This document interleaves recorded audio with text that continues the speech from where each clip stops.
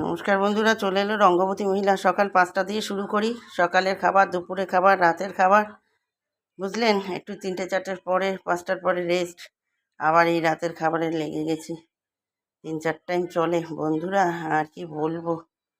পরোটা হচ্ছে, চিনি দিয়েছি, তেল ময়দা নিয়েছি। চলুন দেখা যাক পরোটার সাথে কি দিয়ে খাওয়া হবে। আলু কেটে নিয়েছি, দেখতে থাকুন, সঙ্গে থাকুন। এইভাবে করে খাবেন আর কমেন্ট করে লিখে জানাবেন, ঠিক আছে। নিরামিষ রেসিপি আমাদের, কিন্তু নিরামিষ আজকে, মঙ্গলবার। জয় বজরঙ্গি।